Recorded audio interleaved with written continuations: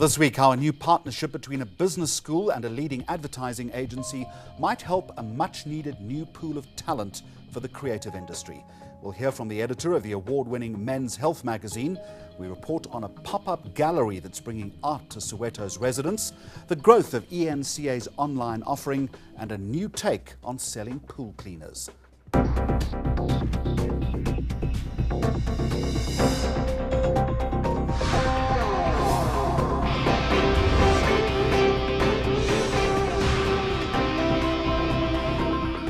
Start this week with a great example of how advertising can do good.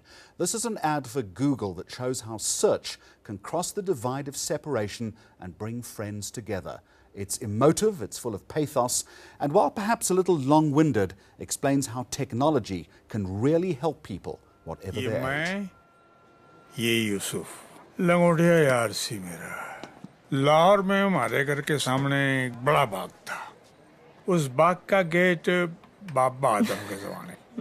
रोज शाम को हमने वहाँ पतंगे उड़ानी और उसके बाद जाके यूसुफ के दुकान से झझरिया चुरा के खानी। झझरिया? और मेरा साहब नमस्ते। नमस्ते। मेरी पोती मुंबई वाली। और बेटे क्या हाल है?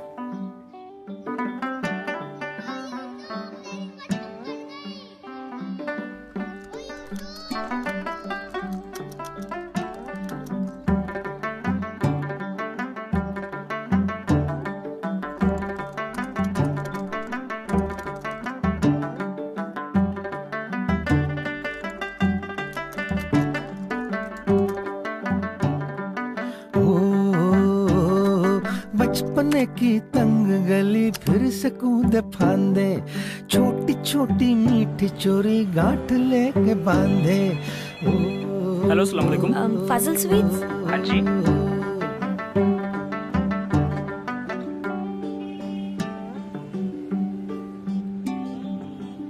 दादाजान, दिल्ली से किसी की कॉल है।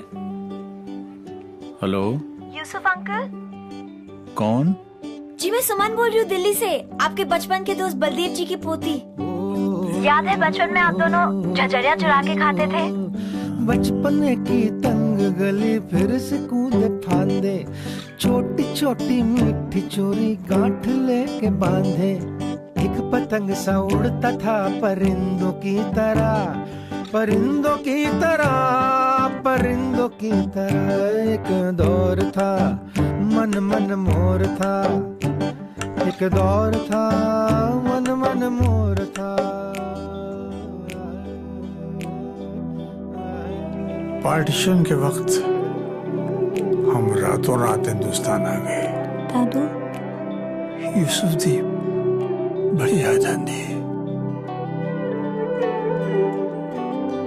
कागजों की कश्तियों में डूबा रहता था, झांकती खिड़कियों में उलझा रहता था।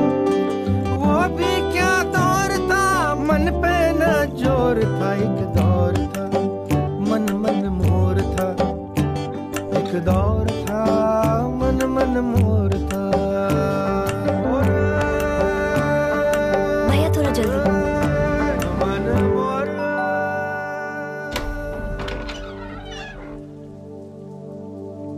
हाँ जी।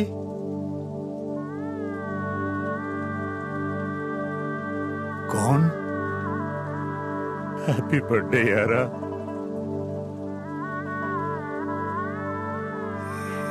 यूसुफ, यूसुफ वो यूसुफ, मेरे बल्लू, यूसुफ है यार।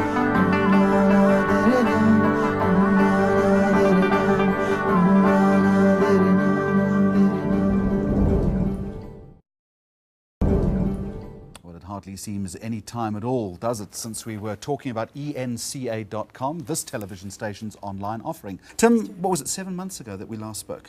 7 months ago, yeah. What was the original thinking, and how was it always going to complement the television offering? Well, it took us a long time to actually get eNCA onto the internet. We were fairly consumed with putting out a 24-hour TV station, and we knew that the online space was a big opportunity for us, but we also knew that it was going to be quite a media-rich offering, quite a video-rich offering, that the bandwidth in South Africa wasn't quite there yet. We're probably somewhat ahead of the curve in terms of the offering at the moment, but we are seeing a lot of consumption of video. And what's been really interesting is the interplay between the TV station and the website, and how the two really are complementing. And that is each other. always a critical strategy in a television online relationship, isn't it? Yes, I think that TV complements online, or online complements TV in a very special way, and maybe in a way that print somehow doesn't, because of the immediacy of it, because we know that people are interacting with devices at the same time as they're watching TV, and we can see that in the stats on the site. Let's talk about the stats. You live in this world of click-throughs and page impressions and all of that. The growth really has been fairly impressive, hasn't it? It's been great. It's really exceeded all of our expectations. In fact, from the very start, I think we were blessed with a lot of news in May when we first launched, and we had a very good month. And then it's kind of grown since then. We hit our biggest numbers in September. We got 540,000 unique browsers, which was cause for cracking some bubbly. And it's been really interesting to see the kind of content that people have been interacting with as well. None of this is going to happen, of course, Ashley, without great content, is it? Let's work through some of the stories that we've reported on.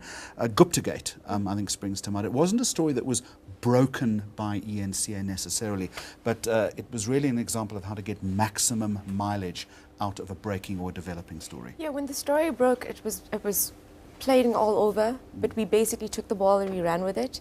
And because it was such a fast-moving story, what you had up in the morning basically means that it had evolved by the afternoon, so you'd have to have regular updates. And so we had the use of picture galleries, interviews with wedding planner, even the controversial flight plan. So the thing with online users is they want a different experience from TV, and you have to feed that. You have to give them that. And there's this insatiable appetite for more news, however small it is, all the time. Yes, and the speed at which you do it is critical, because the news is out there. You have to verify, you have to get the authenticity of what you're reporting on. So. Please don't make me ask this next question, but I'm going to have to. It doesn't matter where you are in the world, celebrities always get big clicks, don't they? Yes, they do. The social platform has basically showed us that the average age is between 24 and 35. And these are very engaged users, and they want local content. So that's why when some celebrity puts a foot wrong, people are all on top of it. So you have to give them news as it happens. Celebrities putting feet wrong. I've never heard of that before. That's very strange. What about citizen journalism? It's not a new concept. Initiatives like this don't work unless there is this relationship, this important, unique, and very personal relationship between the website and its viewers. Yeah, users are very engaged and they want to be involved. They want to see themselves as part of a news gathering process. 2 days into our launch, we had someone submit a video. It was a policeman basically attacking an unarmed woman, and people wanted him to kind of be held accountable for it. And that's exactly what happened. It wasn't just about posting the video on YouTube. We had to give it context. We had to make the relevant calls, and basically there was action taken against the police officer who was stripped of his uniform and his gun. And so you see the story progressing. It doesn't just end when you put a video on site. The absolute empowerment of news. Very quickly, Tim Spira, the next 7 months, next 12 months, where is this website going? Well, we're very excited to be launching an app next month. It's been quite a long time coming, and we built it in-house. So that's going to be an app that's available on both Android and the iPhone App Store. We're also very excited about the launch of the new video section, where we're effectively creating videos from our current affairs shows, from our news shows, and it's got a very kind of YouTube-like, if for want of a better term, feel to it. We're really excited to see people try that out and see what the feedback is. All right, folks, thank you very much for joining us, and good luck to you. Now, let's stay with digital media, and Vogue magazine has produced a short film poking fun at our obsession with the celebrities. We've just been talking about it. These are the perpetually profiled and often vacuous people who add little to our lives, but whom we simply can't stop watching. Take a look at this and let us know what you think on our Facebook page. Here's the address.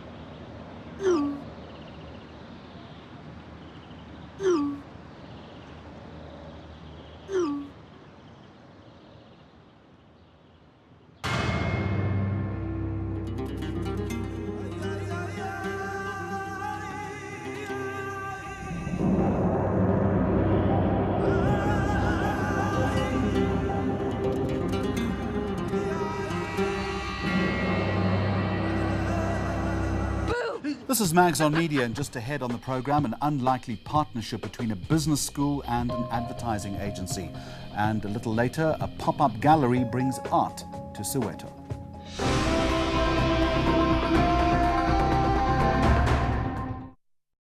News that moves. eNCA.com.